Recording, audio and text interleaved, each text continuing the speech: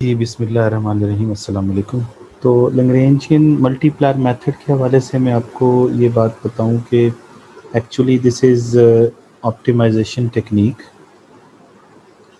तो इसका ताल्लुक किससे है? ऑप्टिमाइज़ेशन से है और दैट इज़ कॉन्स्ट्रेंट ऑप्टिमाइज़ेशन। तो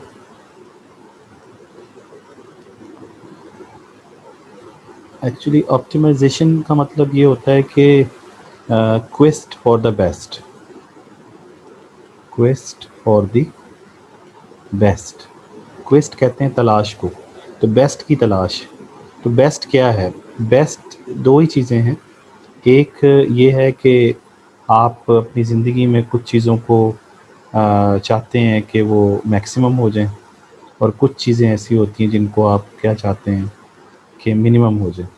तो ये इसलिए नॉर्मली जब हम ऑप्टिमाइज़ेशन की बात करते हैं तो मैक्सिमा या मिनिमा की बात करते हैं, या मैक्सिमम या मिनिमम की बात करते हैं। तो अब इसका मतलब ये हुआ कि ऑप्टिमाइज़ेशन जब हम करने जाते हैं तो ज़ाहिर-सी बात है कि बहुत सारी जो हैं वो टेक्निक्स अवेलेबल होती हैं।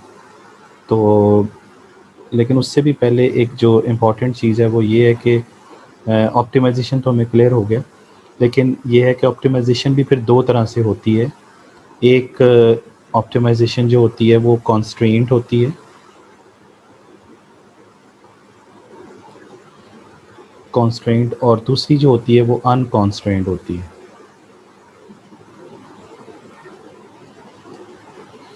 तो इसको फ्री ऑप्टिमाइज़ेशन भी कहते हैं, अनकॉन्स्टेंट फ्री ऑप्टिमाइज़ेशन। अच्छा, अब जो इम्पोर्टेंट है इसमें से वो कॉन्स्ट्रेंट ऑप्टिमाइज़ेशन है, क्योंकि प्रैक्टिकली भी हम देखें तो हमें अपनी ज़िंदगी में बहुत सारी कॉन्स्ट्रेंट्स का सामना करना पड़ता है। कॉन्स्ट्रेंट कहते हैं बाइंडिंग, जिसमें आप बाउंड हो जाते हैं, यानी आपका एक ऑब्जेक्टिव होता है जिसको आप अटेन करना चाहते हैं, और वो ऑब्जेक्टिव क्या है आपका? वो ऑब्जेक्टिव यही यही ऑब्जेक्टिव है, यानी these two are your objectives. ये या तो आपका ऑब्जेक्टिव मैक्सिमम करना है किसी चीज़ को, जैसे हम इकोनॉमिक्स में बात करें तो हम यूटिलिटी को मैक्सिमाइज़ करना, फिर रेवेन्यू को मैक्सिमम करना, प्रॉफिट को मैक्सिमम करना, प्रोडक्शन को मैक्सिमम करना, वेलफेयर को मैक्सिमम करना, ये हमारे ऑब्जेक्टिव हो सकते हैं। इसी तरीके से मिनिमम के अंदर आ जाएँ तो एक्सपेंडिचर को मिनिमाइज़ करना होता है, कॉस्ट को मिनिमाइज़ करना होता है, ठीक है ना जी? तो इसका मतलब ये है कि जो ऑब्जेक्टिव हैं वो तो हैं, लेकिन क्या ये ऑब्जेक्टिव बगैर किसी बाइंडिंग के हैं या विद बाइंडिंग्स हैं? तो ये ऑब्जेक्टिव विद बाइंडिंग है, यानी कॉन्स्ट्रेंट का मतलब ये है कि इसके साथ आपको बाइंडिंग का सामना करना पड़ेगा, आपको रुकावटों का सामना करना पड़ेगा। जैसे आप लोग यूटिलिटी मैक्सिमाइज़ेशन की बात करते हैं, तो यूटिलिटी तो मैक्सिमाइज़ करना चाहते हैं, लेकिन उसके लिए जो कॉन्स्ट्रेंट है वो बजट है, जो कि आपको कहती है कि आप विद इन द इनकम और विद इन द प्राइसेस जो हैं रहते हुए आप यूटिलिटी को मैक्सिमाइज़ करें। ये नहीं है कि आपको ये कहा जा रहा है कि यूटिलिटी को मैक्सिमाइज़ करें और आप किसी भी सूरत में जो है ना वो अ जाके दुकान पे जाएँ और चीज़ें खरीदना शुरू कर दें। ऐसा नहीं हो सकता, और जाके जितनी मर्ज़ी चीज़ें खरीद लें। अगर ऐसा है कि फ्री खरीद लें तो वो फ्री ऑप्टिमाइज़ेशन होगी, क्योंकि उसके अंदर आपको कोई कॉन्स्ट्रेंट्स का सामना नहीं करना पड़ता। तो प्रैक्टिकली जो है वो अनकॉन्स्ट्रेंट नहीं है। अगर आपने कहीं पे जाना है तो वहाँ, मतलब फॉर एग्ज़ाम्पल आपने लाहौर जाना है तो आपको वहाँ पर भी ऑब्जेक्टिव लाहौर जाना है, लेकिन उसके साथ आपको टिकट खरीदनी पड़ेगी, और टिकट के ऊपर टाइम लिखा होगा जो कॉन्स्ट्रेंट है कि इसके अंदर आपने वहाँ पहुँचना है, तो फिर वहाँ पहुँच सकेंगे। तो इसी तरह आप एक पेपर सॉल्व करते हैं, तो पेपर में आपका ऑब्जेक्टिव ये है कि मैक्सिमम मार्क्स आपके आ जाएँ, लेकिन with in the constraint of the जो भी आपको टाइम पीरियड दिया जाएगा कि 1.5 घंटे के अंदर पेपर करना है या 2 घंटे के अंदर करना है, तो कॉन्स्ट्रेंट के बगैर नहीं है चीज़ें। तो ये सारी बातें समझ आ गई आपको? अच्छा, अब ये है कि ऑप्टिमाइज़ेशन लैग्रैन्जियन मल्टीप्लायर मेथड का ताल्लुक जो है, वो हमें ये समझना है कि से है, ऑप्टिमाइज़ेशन से है, और ऑप्टिमाइज़ेशन में भी उसका ताल्लुक किससे है? कॉन्स्ट्रेंट ऑप्टिमाइज़ेशन से। इसका मतलब इसमें लैग्रैन्जियन मल्टीप्लायर मेथड में कॉन्स्ट्रेंट आएगी। तो अच्छा, अब ये है कि कॉन्स्ट्रेंट 1 हो सकती है, 2 हो सकती हैं, 3 हो सकती हैं, कितनी कॉन्स्ट्रेंट होंगी? तो उसका पहचान ये है कि अगर कॉन्स्ट्रेंट एक आ जाती है तो फिर आपको कहा जाए या ना कहा जाए, आपने लैग्रेंजियन मल्टीप्लायर मेथड अप्लाई करना है। और अगर कॉन्स्ट्रेंट एक से ज़्यादा आ जाती हैं तो फिर जो ऑप्टिमाइजेशन टेक्निक है वो डिफरेंट है, जिसको हम लीनियर प्रोग्रामिंग या नॉन लीनियर प्रोग्रामिंग की सूरत में आप लोग समझते हैं उन चीज़ों को, तो उसको फिर उस तरीके से आपने डील करना है। लेकिन अगर there is only one constraint then you have to apply the Lagrangian multiplier method without asking any person कि जी अब इस पे कौन सी ऑप्टिमाइजेशन टेक्निक जो है वो हमने अप्लाई करनी है। तो this is something the introduction of the Lagrange multiplier method. अब मैं ये आपको थोड़ा सा एक्सप्लेन कर देता हूँ कि ये है क्या और इसके अंदर किस तरीके से हमने वैल्यूज़, ऑप्टिमल वैल्यूज़ जो हैं वो फाइंड करनी है। तो ये कोई मुश्किल नहीं है, it's very simple and very interesting और बड़ी अच्छी टेक्निक है। ये एक मैथमेटिशियन थे इटालियन लैग्रेंज, उन्होंने इस चीज़ को इंट्रोड्यूस करवाया था, उसकी बेस पे ही हम इसको कर रहे हैं। अच्छा, अब इसमें ये है कि ज़ाहिर सी बात है कि ऑब्जेक्टिव फंक्शन एक होगा इसमें, और ऑब्जेक्टिव फंक्शन होता ही एक है और कॉन्स्टेंट भी एक होगी, यानी Lagrangian multiplier when to apply,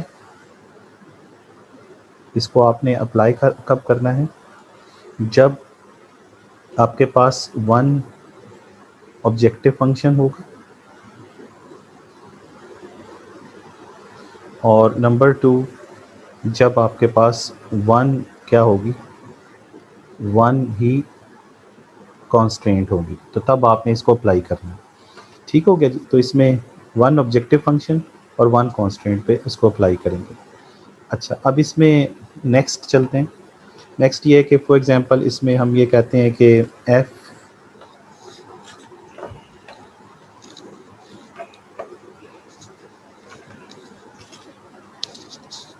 F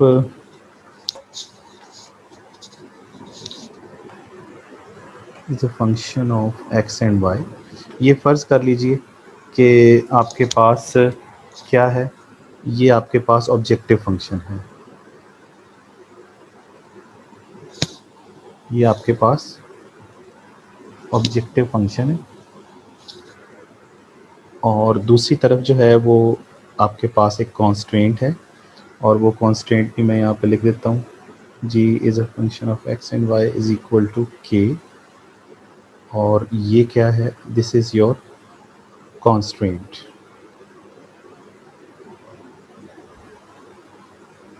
ठीक हो गया जी, ये कॉन्स्टेंट हो गए। अच्छा, ये मैंने कहा था कि दो चीज़ें रिक्वायर्ड हैं, एक ऑब्जेक्टिव फंक्शन और एक कॉन्स्टेंट। इसमें से ये जो k है ये कांस्टेंट है, k क्या है, कांस्टेंट। x और y जो हैं ये दो वेरिएबल्स हैं जिनकी वैल्यूज़ हमने फाइंड करनी है। ठीक हो गया जी। अब आपने ये करना है कि इसका जो स्टेप है, इसके अंदर तीन स्टेप हैं। पहला जो स्टेप है, स्टेप वन जो है वो आपने करना है। स्टेप वन के अंदर भी ये जहन में रहे कि इस स्टेप वन के अंदर करना क्या है। इस स्टेप वन के अंदर हमने लैग्रेंजियन लैग्रेंजियन फंक्शन बनाना है। क्या बनाना है, लैग्रेंजियन फंक्शन बनाना है। और ये लैग्रेंजियन फंक्शन जो है ये एक्चुअली तीन उसके सब स्टेप्स हैं, यानी ये जो लैग्रेंजियन फंक्शन बनाने का जो स्टेप है ना पहला, इसको हम आगे मतलब तीन हिस्सों में डिवाइड कर सकते हैं। तो इसको हम लैग्रेंजियन फंक्शन को या तो एल कह देंगे या फिर हम उसको कैपिटल एफ कह देंगे, जो मर्ज़ी कह लीजिए आप, ठीक है ना जी। तो फॉर एग्ज़ाम्पल मैं इसको एफ़ ही कह देता हूँ, तो एफ़, और ये फंक्शन जो हम बना रहे हैं एल भी कह सकते हैं, दैट इज़ नो प्रॉब्लम, दोनों लिख दें, कोई इशू नहीं। तो एफ़, तो ये फंक्शन आप नया बनाएंगे, new function, that is called Lagrangian function. तो इसको आप लिख रहे हैं एक्स और वाई दो वेरिएबल, और एक नया वेरिएबल इंट्रोड्यूस करवाएंगे आप, लैम्डा। अच्छा, अब ये फंक्शन बनना कैसे है, मैंने कहा कि इस स्टेप वन के अंदर तीन सब स्टेप्स हैं जो आपको समझने हैं। पहला स्टेप ये है कि जब आप लैग्रेंजियन फंक्शन बनाएंगे तो आपने सबसे पहले ऑब्जेक्टिव फंक्शन लिखना है, और वो ऑब्जेक्टिव फंक्शन क्या है आपके पास, ये आपके पास ऑब्जेक्टिव फंक्शन है जो आपने लिखना है यहाँ पे, ये आपको नज़र आ रहा है, this is your objective function, ये आपने यहाँ पे लिखना है, ये ऑब्जेक्टिव फंक्शन है, ठीक है ना जी। तो स्टेप नंबर वन, आपने ऑब्जेक्टिव फंक्शन लिखना है, तो मैंने ऑब्जेक्टिव फंक्शन लिख दिया यहाँ पे। अच्छा, ये इसका सब स्टेप है नंबर 1, सब स्टेप नंबर 1। अच्छा, फिर आपने क्या करना है, सेकंड स्टेप ये है कि आपने जो कॉन्स्ट्रेंट है, ये है कॉन्स्ट्रेंट आपके सामने, इस कॉन्स्ट्रेंट को आपने क्या करना है, इस कॉन्स्ट्रेंट को आपने ज़ीरो के इक्वल करना है। समझ आ रही बात? ज़ीरो के इक्वल करना है। मैं ज़ीरो के इक्वल करने का अब तरीका क्या है, ये मैं पहले अभी इधर को आपको समझा दूँ। तो दो तरह से ज़ीरो के इक्वल हो सकती है कॉन्स्टेंट। पहला तरीका ये है कि आप क्या करें कि कांस्टेंट को में से माइनस कर दें। तो के है ना, ये आपके पास के है कांस्टेंट, इसमें से माइनस कर दें। तो माइनस करेंगे तो जी एक्स एंड वाई, ठीक है ना जी। ये पहला तरीका है, this is equal to zero. ये एक तरीका हो गया। दूसरा तरीका ये है कि आप ये जो एक्सप्रेशन है इसमें से कांस्टेंट को माइनस कर दें, यानी जी एक्स एंड वाई और माइनस के कर दें इज़ इक्वल टू ज़ीरो। तो इनमें से कोई भी तरीका आप अडॉप्ट कर सकते हैं।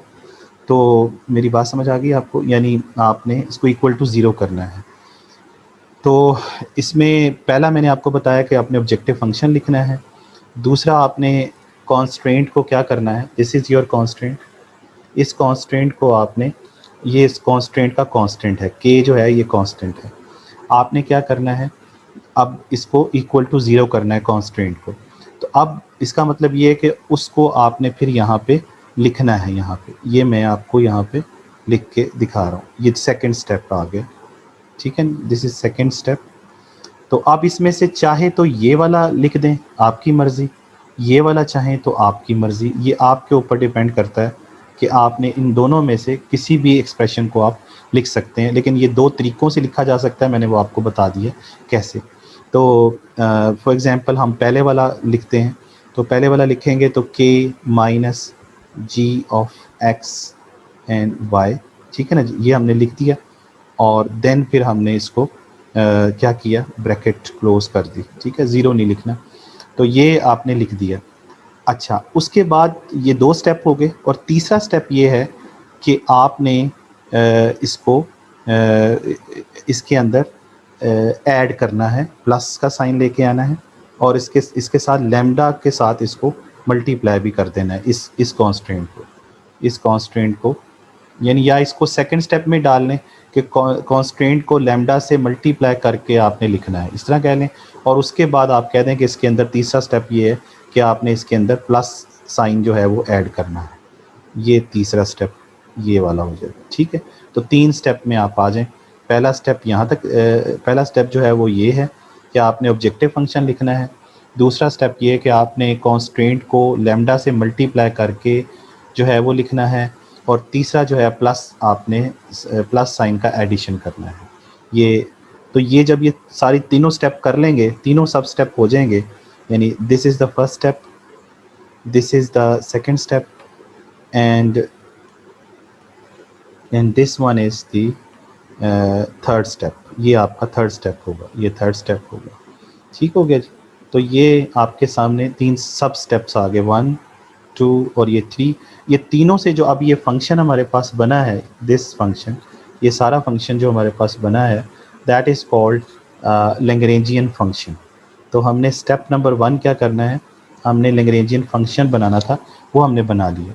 अच्छा, अब इसमें एक चीज़ जो है वो मैं और आपको समझा दूँ, वो ये कि अगर आपने अभी हमने कौन सी इसमें से कांस्टेंट यूज़ की है, ये वाली यूज़ की है। अगर आपने ये वाली यूज़ ना की, फॉर एग्ज़ाम्पल आप इसमें से ये वाली यूज़ करते हैं, ये वाली जो मैं अब इस कलर कर रहा हूँ, ये वाली, तो फिर आपने सिर्फ ये करना है कि ये जो थर्ड सब स्टेप है ना यहाँ पे, ये वाला, इस पे प्लस साइन की जगह पे माइनस साइन लिख देना है। ये आपने बस फ़र्क डालना है कि अगर ये वाली कांस्टेंट जिसमें से एक्सप्रेशन माइनस कांस्टेंट करेंगे, तो फिर थर्ड स्टेप जो होगा, सब स्टेप, प्लस साइन के बजाय यहाँ पे ये जो प्लस साइन आपको नज़र आ रहा है, इसकी जगह पे आपने नेगेटिव साइन लिखना है। और फिर भी ये सही स्टेप हो जाएगा, स्टेप नंबर 1 कंप्लीट हो जाएगा। आपकी मर्ज़ी है, तो थोड़ा सा ये फ़र्क पड़ेगा। अगर आप कॉन्स्टेंट इनमें से चुनते हुए ये वाली पहली वाली चुनते हैं तो फिर प्लस का साइन आएगा, अगर ये दूसरे वाली चुनते हैं तो फिर यहाँ पे माइनस का साइन आएगा। ठीक हो गया। तो ये स्टेप नंबर 1 जो है वो हम लोग कर चुके हैं और इस बात को समझ चुके हैं। मैंने आपको इसके अंदर 3 सब स्टेप्स समझाएं जो कि मेरे ख्याल आपको समझ आ गए होंगे कि सबसे पहले हमने इसके अंदर मैं लिख भी देता हूँ बहरहाल आपको समझाने के लिए कि लैग्रेंजियन फंक्शन के अंदर 3 सब स्टेप्स क्या हैं। नंबर 1 इसके अंदर ये है कि आपने ऑब्जेक्टिव फंक्शन लिखना है, ठीक है जी, ऑब्जेक्टिव फंक्शन लिखना है। नंबर 2 आपने क्या करना है, कॉन्स्ट्रेंट को इज़ इक्वल टू 0 करना है, ठीक है ना जी। और थर्ड स्टेप ये है 0 करके उसको क्या करना है, मल्टीप्लाई एंड मल्टीप्लाई करना है, multiplying it by lambda. Multiply किससे करना है आपने, लैम्डा से। अच्छा, ये जो लैम्डा से आपने मल्टीप्लाई करना है ना, इस लैम्डा को क्या कहते हैं, इस लैम्डा को कहते हैं जी हम लैग्रेंजियन,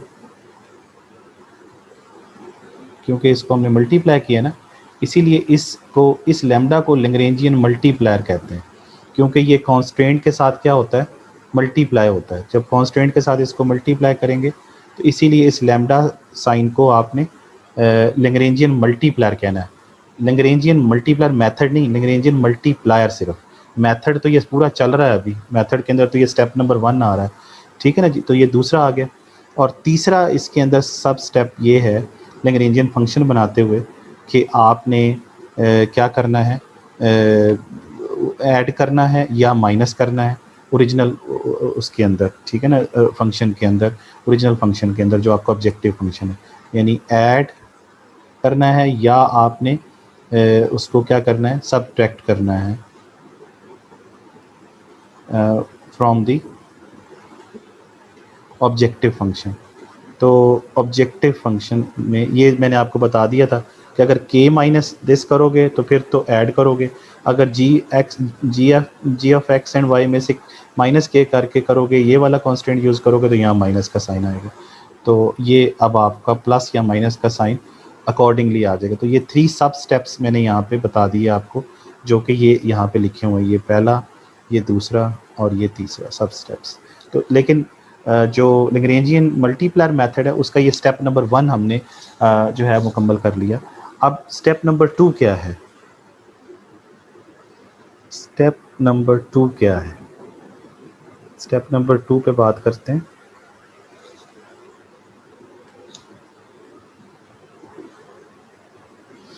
अच्छा जी, तो अच्छा इसमें एक चीज़ और जहन में रखें, क्योंकि अगर हम देखें तो हमें एक्चुअली जो रिक्वायर्ड था या हमारे पास जो चीज़ें थी वो तो ये था कि हमारे पास ऑब्जेक्टिव फंक्शन जो है वो हमें पता हो, और वो आ रहा था एक्स और वाई के अंदर। ये जो बाकी सेकंड स्टेप और थर्ड स्टेप हमने ऐड किया है, ये सारा जो है वो फालतू है।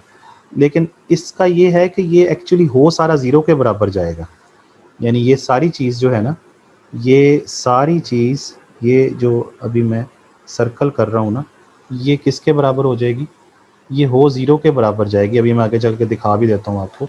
जब ये ज़ीरो के, और ये क्यों ज़ीरो के बराबर हो जाएगी, क्योंकि ये है ही ज़ीरो के बराबर।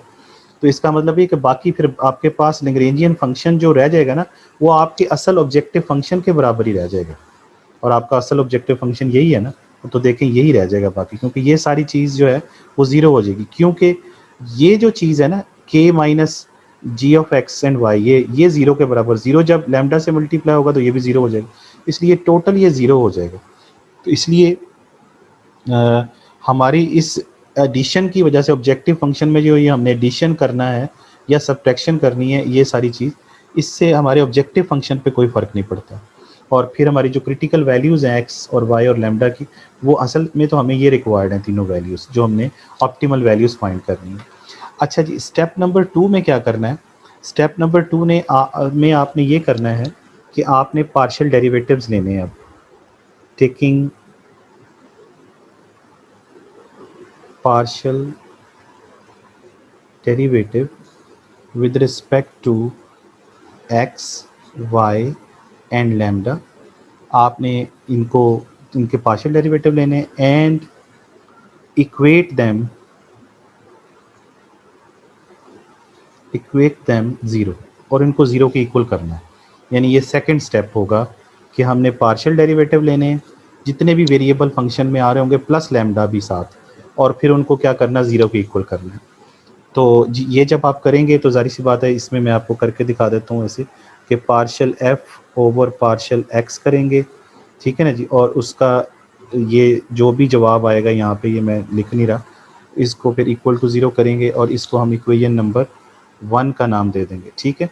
ये पहला हो जाएगा। फिर उसके बाद पार्शियल एफ ओवर पार्शियल, यानी ये हमने ये जो पार्शियल डेरिवेटिव लेने हैं वो किसके लेने हैं, ये लैग्रेंजियन फंक्शन के लेने हैं। ये जो लैग्रेंजियन फंक्शन, इस लैग्रेंजियन फंक्शन का हमने पार्शियल डेरिवेटिव लेना है विद रिस्पेक्ट टू जो भी इस फंक्शन के अंदर वेरिएबल हैं, एक्स है और वाई और लैम्डा के साथ। तो partial x over partial y, उसके बाद आपने इसका जो भी जवाब आएगा वो लिखना है और इक्वल टू ज़ीरो करना है, इसको इक्वेशन नंबर 2 का नाम देना है।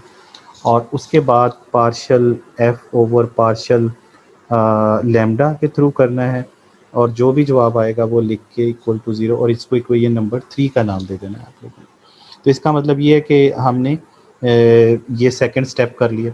तो सेकंड स्टेप के अंदर हमें ये समझ आ गया कि हमने क्या करना है, पार्शियल डेरिवेटिव लेने with respect to these.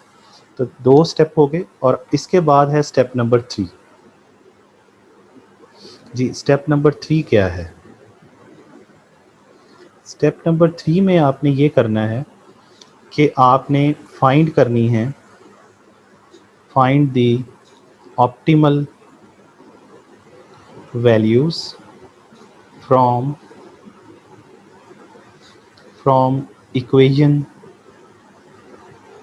1, 2 and 3। इन तीनों इक्वेशन से आपने ऑप्टिमल वैल्यूज़ फाइंड कर लेनी है, और वो कोई मुश्किल नहीं है। आपने एलिमिनेशन मेथड के ज़रिए या सब्स्टिट्यूशन मेथड के ज़रिए कोई सी भी 2 इक्वेशन लेके उसको, यानी फॉर एग्जांपल आप पहली 2 इक्वेशन ले लेते हैं, और इसमें से जो भी ये जवाब यहाँ पे आया होगा ना, ये वाला सारा, और ये आया होगा, इसमें से आपने किसी एक किसी एक वेरिएबल की वैल्यू दूसरी वेरिएबल में ले आनी है। यानी x in terms of y ले आएँ या y in terms of x ले आएँ। वो जब ले आएंगे तो फिर आपने इस तीसरी इक्वेशन में उसको पुट करके उसमें से किसी एक वेरिएबल की एग्जैक्ट वैल्यू फाइंड कर लें। जब वो एग्जैक्ट आ जाए तो फिर उसको किसी भी इक्वेशन में पुट करके दूसरे वेरिएबल की वैल्यू पुट कर लें, वैल्यू फाइंड कर लें, और फिर आखिर में आप दोनों जब वेरिएबल्स की वैल्यू फाइंड हो जाए तो फिर आप उसमें से लैम्डा की वैल्यू फाइंड कर लें। जब ये तीनों की वैल्यूज़ फाइंड हो जाएँ तो आप वो तीनों वैल्यूज़ यहाँ पर लैग्रेंजियन फंक्शन के अंदर पुट करेंगे, इसके अंदर, इसके अंदर, और इसमें से फिर आप क्या करेंगे, लैग्रेंजियन फंक्शन की वैल्यू या अपने ऑब्जेक्टिव फंक्शन की वैल्यू फाइंड कर सकते हैं। और आपका ऑब्जेक्टिव फंक्शन चूँकि इसके बराबर है तो एफ़ की वैल्यू आपको पता चल जाएगी क्या आती है। तो this is the final step जो कि लैग्रेंजियन मल्टीप्लायर मेथड के अंदर आप कर सकते हैं, ठीक है जी।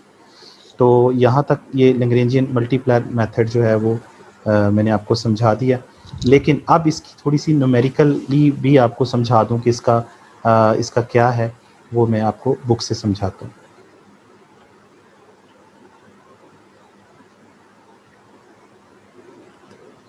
जी, ये देखिए, यही चीज़ है सारी, मैं आपको अभी करा चुका हूँ। ये एक एग्ज़ाम्पल है। इस एग्ज़ाम्पल में आप देखिए कि ये आपके पास एक ऑब्जेक्टिव फंक्शन है। This is your objective function, this is your objective function, है ना? ये आपका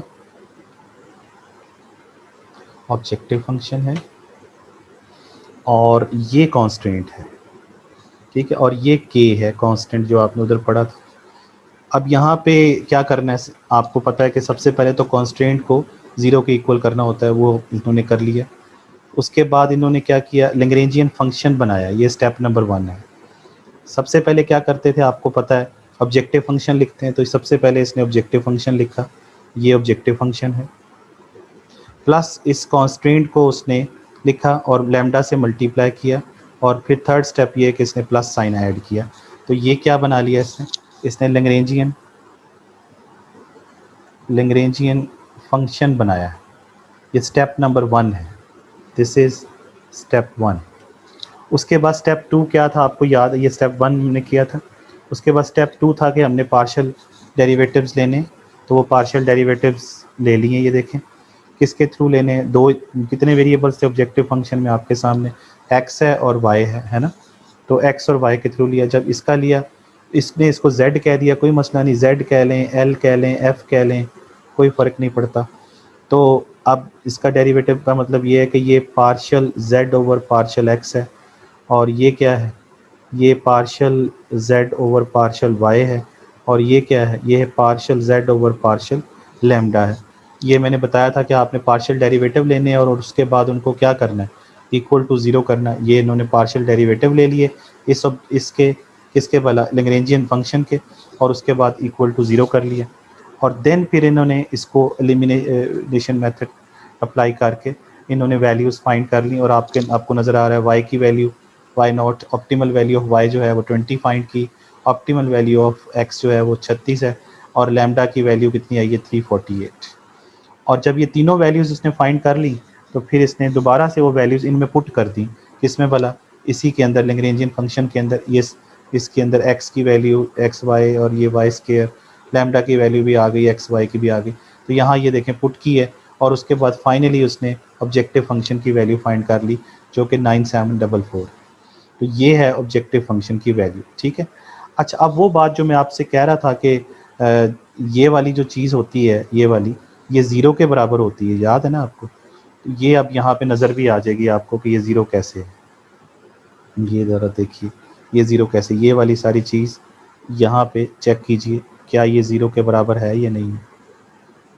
ये ज़ीरो के बराबर है, क्योंकि ये आप 36 और 20 को जब ऐड करेंगे तो ये 56 बन जाएगा। 56 में से 56 माइनस करेंगे, ज़ीरो हो जाएगा। 348 के साथ मल्टीप्लाई होगा, ज़ीरो हो जाएगा। ये यहाँ नज़र भी आ रहा है, ये ज़ीरो। तो बाकी बचेगा आपके पास ऑब्जेक्टिव फंक्शन, ठीक है ना जी। तो ये जो अब आपके ऑब्जेक्टिव फंक्शन की वैल्यू आई है, actually that is very important. और वो क्या है, वो है 9744। ये वैल्यू जो है बड़ी इंपॉर्टेंट। अच्छा, अब ये क्लियर होगी। अब इसमें आखिरी बात जो समझने वाली है कि जो लैग्रेंजियन मल्टीप्लायर है, इसका क्या रोल रहा है इसके अंदर। लैग्रेंजियन मल्टीप्लायर क्या है इसके अंदर, वो है लैम्डा। ये जो लैम्डा है, ये लैम्डा हमने यहाँ पे लेके आए थे। ये एक्चुअली शेडो प्राइस को भी शो कर रहा होता है। तो ये इसकी वैल्यू आई है यहाँ पर 348। इसकी ये बड़ा इंपॉर्टेंट चीज़ है इकोनॉमिक्स के अंदर, क्योंकि ये जो लैम्डा है ना, ये इकोनॉमिक्स में मार्जिनल इम्पैक्ट को शो करेगा। ये किसको शो करेगा, मार्जिनल इम्पैक्ट को, या इसे शेडो प्राइस भी कहते हैं, शेडो प्राइस। तो इसका मतलब है कि हमारे मुताबिक तो मार्जिनल बड़ी इंपॉर्टेंट चीज़ होती है, तो इसलिए हमें लैम्डा को समझना बड़ा ज़रूरी है, और लैम्डा की इंटरप्रिटेशन को भी समझना ज़रूरी है। तो लैम्डा क्या शो करता है, लैम्डा ये शो करता है जनाब कि आपका जो ऑब्जेक्टिव फंक्शन होता है उसके ऊपर ये अप्रॉक्सीमेट मार्जिनल इम्पैक्ट को शो कर रहा होता है due to the 1 unit change in the constant of the constant.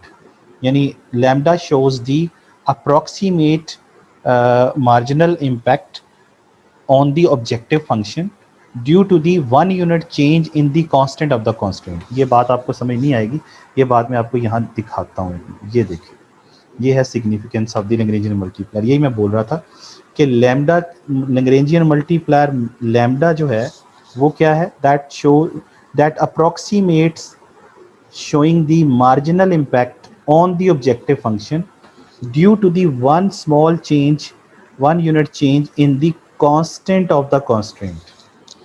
समझ आ रही बात, ये चीज़ है जो कि इम्पॉर्टेंट है। यानी इसका मतलब ये है कि एक तो ये मार्जिनल इम्पैक्ट शो कर रहा है, किस पे शो करता है, ऑब्जेक्टिव फंक्शन पे। और ऑब्जेक्टिव फंक्शन पे तो करता है, लेकिन किसकी वजह से करता है, तो वो आप कांस्टेंट पे जाएंगे, और कांस्टेंट के किसके जाएंगे, कांस्टेंट पे। तो कांस्टेंट ऑफ द कांस्टेंट क्या है वो मैं आपको बताता हूँ। ये होल्ड ऑन, ये देखिए, ये आपके पास, ये है आपके पास स्टोरी। तो इसका मतलब ये है कि ये जो कांस्टेंट है, ये जो ये जो कांस्टेंट है, ये है ना आपके पास कांस्टेंट। तो इस कॉन्स्टेंट का ये है कॉन्स्टेंट आपके पास, इस कॉन्स्टेंट के अंदर ये जो k है ये कॉन्स्टेंट है, तो इसे कहते हैं कांस्टेंट ऑफ द कॉन्स्टेंट। अब ये कहते हैं कि जब आप कांस्टेंट ऑफ द कांस्टेंट, ये जो कांस्टेंट ऑफ द कांस्टेंट है, इसके अंदर एक यूनिट का चेंज लेके आएंगे, तो एक यूनिट का चेंज आने का मतलब है कि मार्जिनल, तो आपका ये जो ऑब्जेक्टिव फंक्शन है उस पर क्या फ़र्क पड़ता है, यानी इस कांस्टेंट ऑफ द कांस्टेंट का ऑब्जेक्टिव फंक्शन पे जो इम्पैक्ट आता है वो लैम्डा शो करता है। बात समझ आ गई? यानी अगर 1 यूनिट चेंज आए कांस्टेंट ऑफ द कांस्टेंट पे, तो ऑब्जेक्टिव फंक्शन पे क्या फ़र्क पड़ता है, वो क्या शो करेगा, लैम्डा। और लैम्डा 1 यूनिट चेंज जो है वो शो करता है, इसलिए लैम्डा जो है मार्जिनल इम्पैक्ट को शो करता है। मेरी बात समझ आ गई? तो जैसे फॉर एग्जांपल मैं आपको इसको थोड़ा सा इकोनॉमिक्स में लेके चला जाऊँ, तो इकोनॉमिक्स में हम कहते हैं utility is a function of x and y, और उसके बाद हम कॉन्स्टेंट लिख देते हैं फॉर एग्जांपल कि x plus y is equal to 10, ये फॉर एग्जांपल हम कॉन्स्टेंट लिख देते हैं। तो अब इसका मतलब ये कॉन्स्टेंट में क्या होता है, यहाँ x plus y is equal to 10 की जगह पे इनकम लिख देते हैं, एम होता है ना, यानी दिस, आप पूरी बजट लाइन लिखते हैं, अगर फॉर एग्जांपल पूरी बजट लाइन ही लिखते हैं वाजे करने के लिए, तो आप लिखते हैं यहाँ पे p x into q x plus p y into q y is equal to m. अब इसमें देखिए ये है कॉन्स्टेंट और ये है इसका कांस्टेंट, है ना, तो और ये है ऑब्जेक्टिव फंक्शन, तो इसका मतलब इसमें इसमें 1 यूनिट चेंज आने की वजह से इस पे जो इफेक्ट आएगा वो किसको शो करेगा, लैम्डा को। तो 1 यूनिट चेंज, इसका मतलब ये है कि इसमें जो तब्दीली आएगी ऑब्जेक्टिव फंक्शन में due to the 1 unit change in m, तो दैट शोज लैम्डा। और इकोनॉमिक्स में इसका मतलब ये है कि ये जो लैम्डा इस एग्जांपल के मुताबिक लैम्डा किसको शो कर रहा है, ये मार्जिनल यूटिलिटी ऑफ मनी को शो कर रहा है कि मनी में एक यूनिट चेंज आने की वजह से यूटिलिटी में कितनी तब्दीली आती है। इसी तरीके कॉस्ट में चले जाइए इस तरह, तो वहाँ पे आपको कॉन्स्टेंट तब्दील मिलेगी और उसका कांस्टेंट भी मिलेगा और इधर सब्जेक्टिव, तो ये लैम्डा इस चीज़ को शो करेगा, अप्रोक्सीमेट मार्जिनल इम्पैक्ट को शो करेगा। ठीक हो गया? अच्छा, अब इस चीज़ को एग्जाम्पल में हम देखते हैं, यही बात मैं भी बता रहा था आपको कि लैग्रेंजियन मल्टीप्लायर शोज़ यहाँ पे लिखना चाहिए, shows the approximate marginal impact on the objective function due to a small change mean 1 unit change in the constant of the constant. अच्छा, अब इस चीज़ को थोड़ा और वाजे कर लें। जैसे यहाँ पर आप देखें तो यहाँ पर हमें लैम्डा की वैल्यू नज़र आ रही है 348। अब इस 348 का क्या मतलब है, इसकी इंटरप्रिटेशन क्या है? इसकी इंटरप्रिटेशन ये है जनाब कि अगर हम यहाँ पर इसका जो कांस्टेंट है वो ज़रा देखें तो वो कितना है, यहाँ पे कांस्टेंट वो है 56 है ना, ये कांस्टेंट है 56।